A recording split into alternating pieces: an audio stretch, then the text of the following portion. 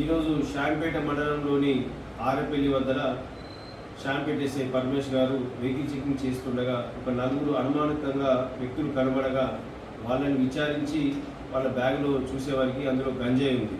అతని పేరు వచ్చేసరికి అలుగునూరి రోహిత్ అని చెప్పాడు. అతనితో పాటు సృజన్ కుమార్, అఖిల్ మరియు మారేపల్లి నితీష్, వీళ్ళు నలుగురు వ్యక్తులు ఈ గంజాయితో దొరికారు. వీళ్ళ దగ్గర మొత్తం కేజీ 100 గ్రాములు గంజాయి దొరికింది. వివరాల్లో విచారిస్తే ఈ రోహిత్ అనే వ్యక్తి ఇంతకుముందు గంజాయి తాగేవాడు. ఇతనికి ముగ్గురు కూడా ఫ్రెండ్స్ అన్నమాట. అయితే వీళ్ళకి కూడా గంజాయి నేర్పించిండు తాగడం.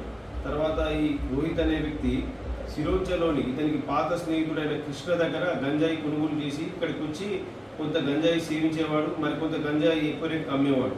ఈ ఎక్కువ రేట్లో ఏం చేసిన మిగతా పైసల్ని ఈ జల్సాలకు వాడుకుంటూ ఐఫోన్లు, ఖరీదైన ఫోన్లు కొని జల్సాలకు వాడుకునేవాడు.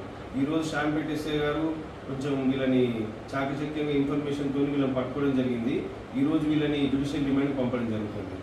షాంపేట ప్రజలందరికీ సూచన ఏంటంటే, ముఖ్యంగా తల్లిదండ్రులకి ఈ గంజాయి వాడకం అనేది ఈ మండలాల్లో విపరీతంగా పెరిగింది. కావున ఒకసారి మీ పిల్లలు ఏం చేస్తున్నారో ఒక్కసారి అబ్జర్వేషన్లో పెట్టండి. వాళ్ళు గంజాయి లాంటిది కానీ సిగరెట్ లాంటిది కానీ తాగితే మా పోలీస్ వాళ్ళకి చెప్తే మేము వాళ్ళకి కౌన్సిలింగ్ ఇస్తాం. వాళ్ళకి కౌన్సిలింగ్ ఇస్తే ఏంటంటే వాళ్ళు మారుతారు. లేకపోతే ఇది వ్యసనంగా మారి జీవితాలు ఖరాబ్ చేసుకుంటారు. ఓకే.